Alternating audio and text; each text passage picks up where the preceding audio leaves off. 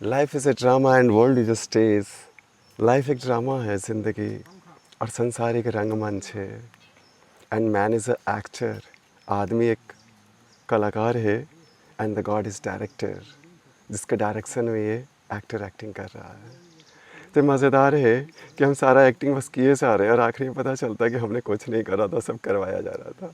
है इश्क बड़ी बाजी, राजी कर दुनिया या उसको कर राजी। ये मेरी अर्जी है, वैसी बन जाऊं जो तेरी मर्जी है। प्रसादी के साथ आज गुरुजी की कुटिया में गुरुजी के जो भक्तगण हैं अरबी के पत्ते की भजिए भी बना रहे हैं। और ये अरबी के पत्ते जंगल के हैं, टोटल ऑर्गेनिक हैं, जंगल में अपने आप उगे हुए ये अरबी के पत्ते हैं, जिसको हम जंगली अरबी बोलते हैं। क्योंकि जंगली अरबी के पत्ते छोटे होते हैं और जो खेतों में लगते हैं वो काफ़ी बड़े बड़े हो जाते हैं। हाईली सप्लीमेंट है ये इन पर अरबी के पत्तों में, हाँ, जंगली अरबी के हाँ। पत्तों में भीतर एक लसलसापन इतना तीव्र, इतना गाढ़ा है, जैसे शहद घी सब मिला हुआ हो, कुछ उस तरह का। ऐसा एक सर कहते हैं कि ये हाईली प्रोटीन सप्लीमेंट की तरह काम करते हैं।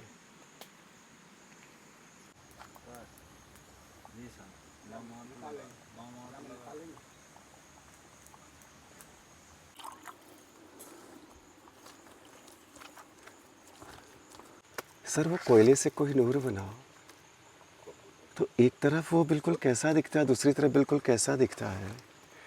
तो जब कोयले में इतनी क्वालिटी है कि प्रकृति के खुद को सुपुर्द कर दिया तो कोई नूर बन गया, तो क्या हम खुद को सुपुर्द कर दे तो फिर क्या बना सकता है।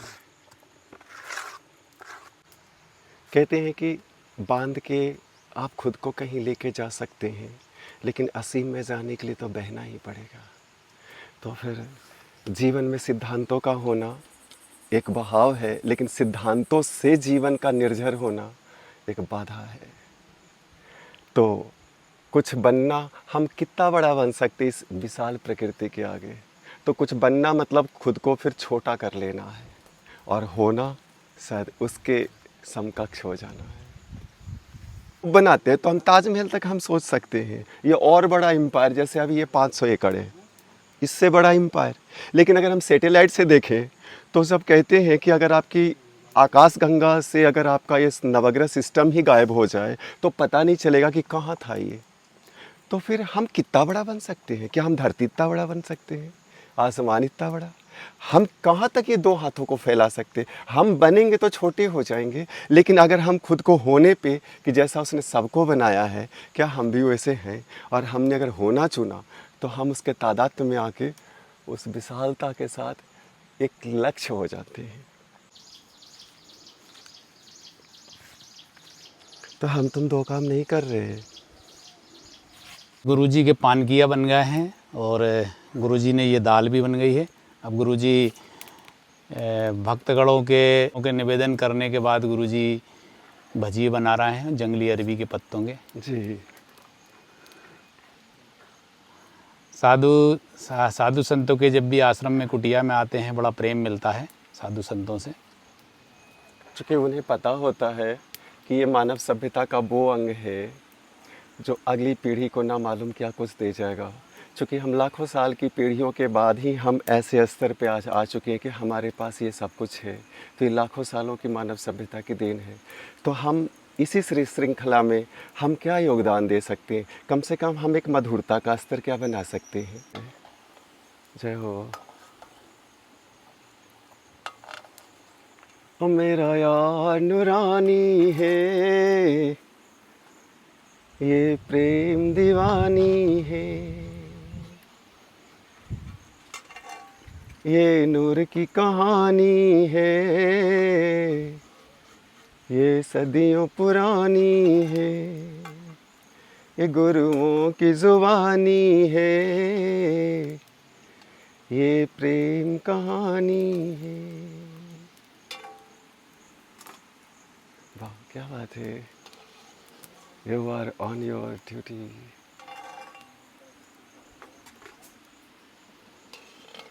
जैसे कि गुरुजी हम लोग सब गृहस्थ लोग हैं और हम हमारे गांव में, हमारे शहर में जी बड़े बड़े मंदिर बने हैं जी। और वहाँ पे हम मंदिर में जाते हैं, पूजन पाठ करते हैं हाँ जी। श्रद्धा के साथ। जी तो गुरुजी हमारे जीवन में मंदिरों का क्या महत्व है गुरुजी? एक बहुत महत्वपूर्ण चीज़ है मंदिर हमारे जीवन में। वाकई वाकई बहुत ही शानदार है ये शब्द।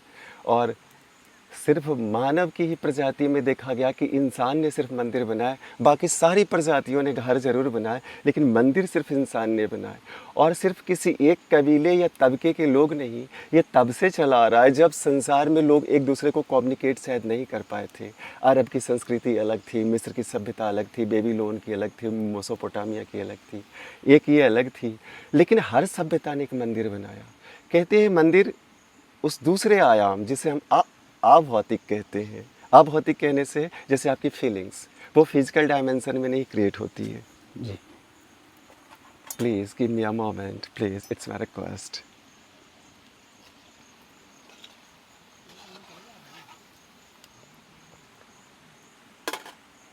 Thanks for your heartly staying for this moment. I shall ever be grateful to you.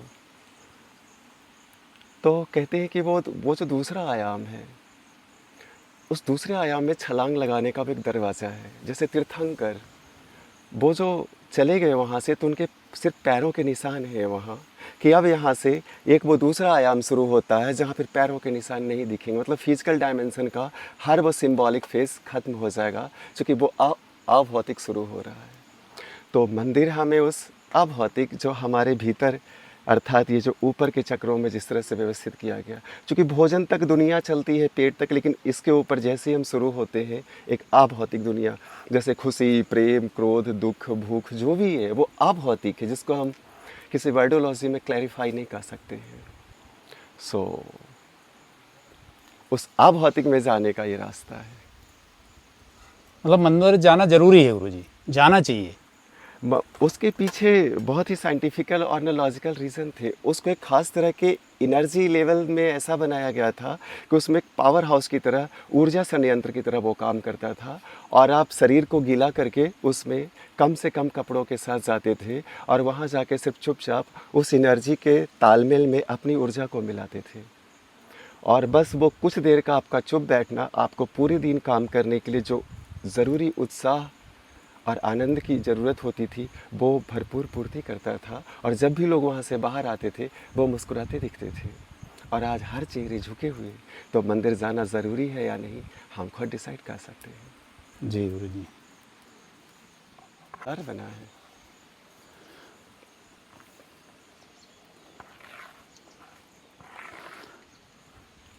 अच्छा गुरुजी, जैसे कि आजकल के जो बहुत अधिक पढ़े लिखे लोग हैं जी वो सब यही कहते हैं कि ना कोई भगवान होता है ना कोई ईश्वर होता है। जी। तो आप इसके विषय में थोड़ा सा बताने की कृपा करें ना हाँ गुरुजी। जी। एक खोजी होने के नाते वाकई ये ज़रूरी है कि ना आप आस्तिक हो ना आप नास्तिक हो। अगर हम किसी पक्ष में हो ही गए मतलब हम कुछ जानते हैं। वाकई हम मानते हैं, और लोग मानते, आस्तिक भी ये माने हुए हैं और नास्तिक भी ये माने हुए हैं कि भगवान नहीं है, और आस्तिक माने कि भगवान है, जबकि दोनों माने हुए जानते दोनों नहीं। और जिस दिन भी आप जानने की कोशिश करेंगे उस जाहिर सी बात है कि आप निष्पक्ष हो जाएंगे। और जिस वक्त निष्पक्ष होंगे आप अंधेरे में खड़े हो जाएंगे और फिर अकेले ही चलना पड़ेगा, क्योंकि जैसे ही अगर आप कोई सहारा लेते हैं तो फिर आप किसी पक्ष में चले जाएंगे। तो निष्पक्ष चित्त, अनथक विचार और एकांत, ये बहुत ज़रूरी है कि वो आस्तिक होना है कि नास्तिक होना है। वो जब खोज लेगा तो जान लेगा कि क्या होना है। तो बुद्ध को अगर कोई पूछे कि भगवान है तो बोलते थे नहीं, और कोई बोलता था भगवान नहीं है तो बोले ये कौन चला रहा बोले मेरे से मत सांत्वना ले लो, कुछ है का, तुम खुद देखो। तुम कब तक दूसरे को माने हुए को नकल करके तुम जियोगे? मौत के धक्के सब गिरा देगी और तुम खाली हाथ जाओगे। तुम जब तक दूसरे के बासे और उधार लोगे तुम्हारी आत्मा तृप्त नहीं होगी। तुम शब्द तो जरूर उधार ले सकते हो, लेकिन तुम्हारे शब्दों में प्राण नहीं होंगे। चूंकि ये उनका अनुभव था तो उनके शब्दों में प्राण होंगे, लेकिन तुम्हारे शब्दों में प्राण नहीं होंगे, चूंकि तुम्हारे शब्द उधार के हैं। अनुभव कैसे उधार लोगे? मतलब ईश्वर है नहीं, ये सब अनुभव का विषय है। सिंपली अगर कुछ नहीं है तो हमारे होने से पहले से बहुत कुछ है। मानव के विकास के सिद्धांत के बहुत पहले से सब कुछ है। तो कोई तो है जो इस पूरी इकोलॉजी को गवर्न और रेगुलेट कर रहा, हर पत्ते, हर कतरे, हर हर हर हर क्षण को। यहाँ तक कि हमारे आपके बीच जो नहीं दिख रहा है, इसमें जो प्राण का संचार है वो अबाधित रूप से हम सब के लिए है। तो कौन है जो इतना ज़्यादा मैनेजमेंट है कि प्राण बस आपके साथ है, वो आपके लिए हर पल उपलब्ध है, लेकिन हम में से किसी को होश नहीं है क्या हम उपलब्ध हो सकते हैं। तो वो है, लेकिन कैसे है, बस यही तो खोज है। फिर मानने से क्या मतलब है, जब मान ही लिए तो फिर जानेंगे क्यों आप। तो फिर घर बैठना लाजमी, आप कुछ और करेंगे। जबकि पेट वो इसलिए ही बनाई कि पेट नहीं बनती तो हम कुछ नहीं देखते, शायद मक्खी नहीं बनाता तो हम हाथ नहीं हिलाते, शायद हम बिल्कुल नहीं हाथ हिलाए। तो आखिर इन सब चीज़ों को क्यों बनाया उसने? क्या ये बस खेल है जो बिल्कुल शांत है, उसके भीतर एक खुद ब खुद सब कुछ सृजन हो रहा है और न विलय हो जा रहा है? आखिर क्या है ये? खुद ही खुद कहीं से कुछ बन रहा है और खुद ही खुद सब विलीन हो जाता है उसमें। न कोई अवशेष है, न कोई रॉ मटेरियल है, न कोई क्रिएटिव आइटम है, बस वो खुद बन रहा है। पत्ता कहीं चला जाता है और फिर कहीं से बन के आ जाता है। अच्छा गुरुजी, एक प्रश्न और आता है, जब हम साधु संतों के पास जाते हैं, चाहे माँ नर्मदा जी के तट पर हों, चाहे विंध्याचल जंगल में हों, जी। साधु संत हमेशा गुफाओं में, कंदराओं में और जंगलों में तपस्या करते हैं। जी। इसका क्या कारण है गुरुजी? बताने की कृपा करें ना गुरुजी। ऐसा बहुत आयत स्तर पे देखा गया है, ये ज़रूरी नहीं है, ज़रूरी है रुझान, चाह। तो वहाँ जाने से ना एक बहुत बड़ा सपोर्ट मिलता है, क्योंकि हम सबसे पहले तो आदमी की बनाई हुई दुनिया से बाहर आ जाते हैं। तो आदमी ने जो कुछ भी ईजाद कर रखे हैं, उन सब से बाहर आने पे उसकी वास्तविक प्रकृति का एहसास होने लगता है कि हम किसी और माध्यम से, चाहे अपने तरीके से नहीं चल रहे हैं, कोई है जो इस सिस्टम को और ये सब को चला रहा है, तो इसमें ये भी चल रहा है। यहाँ एहसास होने के बाद ये फिर एक अपने आप एक ना मोड़ लेने लगता है। तो इसके लिए बहुत ज़रूरी है कि आपकी ऊर्जा और आपकी विचारधारा आपकी आकांक्षा के अनुरूप गतिशील हो। बाहर क्या होता है कि एक से दूसरे होने पे ही वो एक अलग व्यक्तित्व है, उसका एक अलग राह है, वो आपकी राह, अपनी राह का बहुत ज़्यादा अनुकूलन प्रतिकूलन शुरू होता है, तो वहाँ राह बाधित हो जाती है। इसलिए ये एकांत की जगह को चुना जाता है। धन्यवाद। नहीं, कहते हैं ना कि गुरुजी एकांत में ही मतलब ईश्वर प्राप्ति होती है। एकांत में ही हर वो गहरी चीज़ बनी है। जैसे हम जब माँ के पेट में बने थे, जड़ें जो गहरे अंधेरे से जो पोषण लेती है, बहुत सारी खूबसूरत चीज़, कोयला जो कोहिनूर बनता है, जो कुछ भी कहते हैं महत्वपूर्ण हुआ है, वो गहरे एकांत और एक तरह से वो अंधेरा है। जैसे आप जिस वक्त खुद को जान लेते हैं कि आप कुछ नहीं जान रहे हैं, आप कुछ नहीं जान रहे, बस सब चीज़ें हो रही है, तो आप बिल्कुल निराधार और बेसहारा खड़े हो जाते बेवकूफ़ की तरह। ये एक अंधेरा है, ये एक एकांत है। ये एकांत है, एक का भी अंत हो जाना मतलब खुद से खाली हो जाना। एकांत का मतलब ये नहीं होता है कि इंसान की लोकेलिटी से बाहर चले जाना। उस एक का अंत एकांत है, इसलिए वहाँ जाते ताकि हम अपनी सीमा के परे जाएं। तो आपकी सीमा खत्म होने का मतलब होता है कि आप खत्म हो गए और आप उस असीम में अब जा रहे हैं, जहाँ उसका विस्तार है, जहाँ आप देख सकते हैं कि बस जीवन है जिसमें आप जी रहे हैं। और करोड़ों साल से ऐसी मानव सभ्यताएं और ऐसी प्रजातियाँ चलते जा रही हैं। हम कुछ खास नहीं हैं। हम खास इस मायने में हैं कि हम सिर्फ महसूस कर सकते हैं कि हम किससे बने हैं, वो नहीं महसूस कर सकते। बाकी सारा जीवन स्तर और सारा दुख, सुख दुख, वो सारा आयाम सबके लिए एक जैसा खुला है। हम जिस स्तर पे होते हैं उस स्तर पे जीते हैं। जैसे संवेदना के जिस स्तर पे इंसान है, उतना ज़्यादा प्राकृतिक संवेदना को महसूस करा, लेकिन भैंस और जो दूसरे जीव हैं उतनी ज़्यादा संवेदना नहीं कई बार महसूस करते हैं। जैसे बच्चों के साथ जुड़ाव और भी कई चीज़ें हम देख सकते हैं, लेकिन उस गहरे स्तर तक जहाँ तक इंसान है उनकी पहुँच नहीं है। तो संवेदना का भी आयाम गहरा खुला हुआ है, हमारे लिए कुछ खास नहीं है।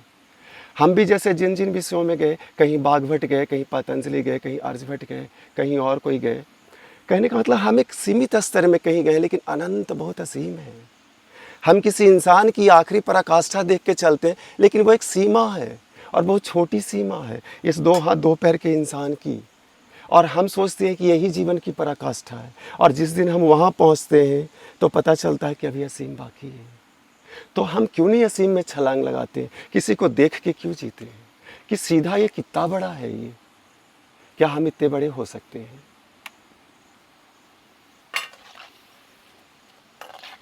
वाह, बहुत अच्छी बनी है भजिया, शानदार है।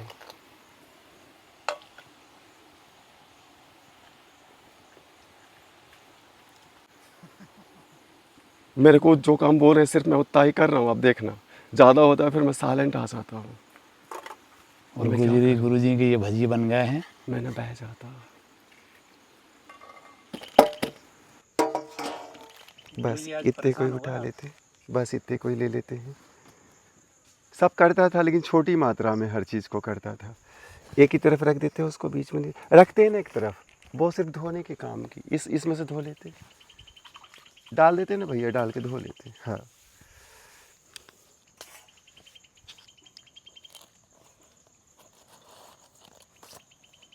घी बहुत ज़्यादा लगाते हैं पान किया में।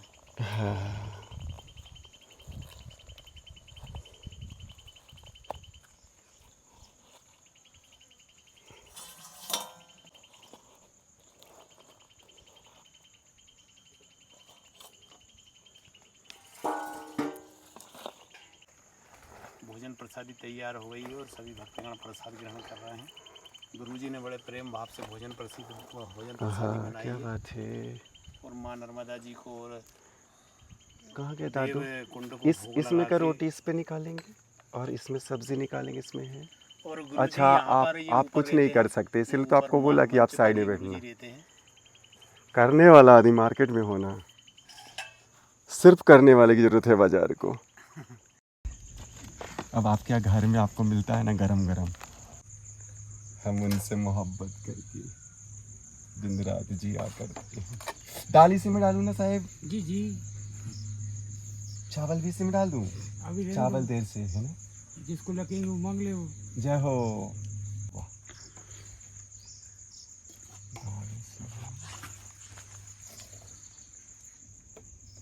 ये तो वाकई शाही बनी है, शाही की दाल की तरह। शाही पनीर है। आज अमरकंटक में जंगल में गुरुजी ने भोजन प्रसादी तैयार करी है और दाल टिक्का और चेंच की भाजी और इसमें क्या बोलते हैं जंगली क्या है वो, अरवी, जंगली अरवी के पत्ते की दाल बनाई है गुरुजी ने। आगे बढ़ा दी उनकी भी थाली में, बढ़ा दी उनकी थाली में। ये दादा की थाली में। हाँ, 4-8 कतरे ज़्यादा ही देंगे, मैं कम दे रहा।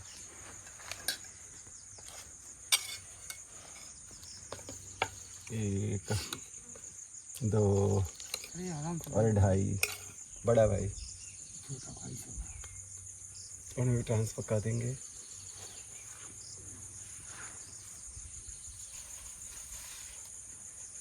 This job is not transfer. बड़ा भाई,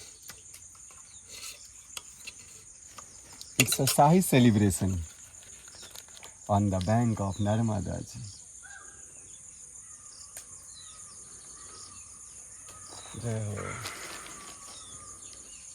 अगर लगे तो थोड़ा खुल के बैठ सकते हैं इधर उधर। हाँ, कोई दिक्कत नहीं होती है। हाँ। बड़ी फुर्सत से किसी को ऐसे दोस्त मिलते होंगे।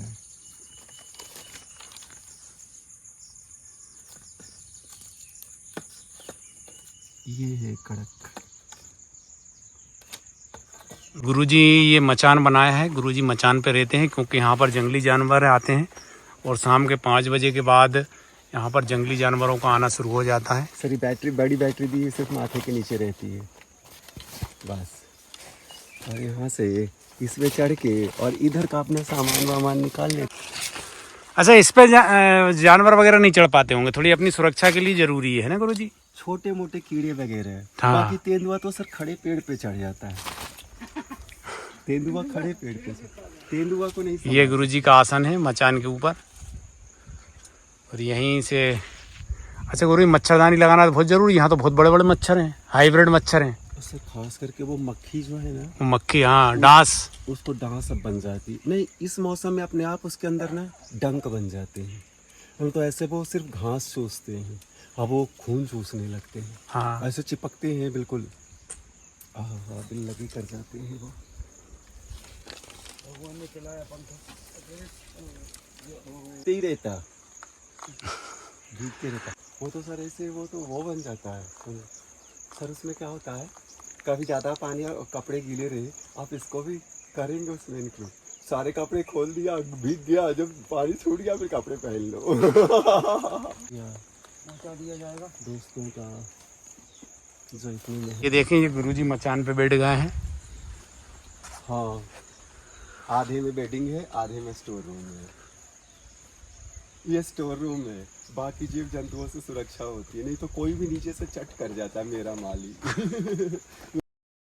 ये प्रश्न और मन में आ रहा है, जैसे कि हम साधु संत जाते हैं, सभी योग आसन करते हैं, साधना करते हैं बैठे बैठे, तो योग आसन का गुरुजी हमारे जीवन में क्या महत्व है? योग है, आसन है, साधना है, ध्यान है, जी, इनका क्या महत्व है गुरुजी? थोड़ा सा बताने की कृपा करें ना गुरुजी।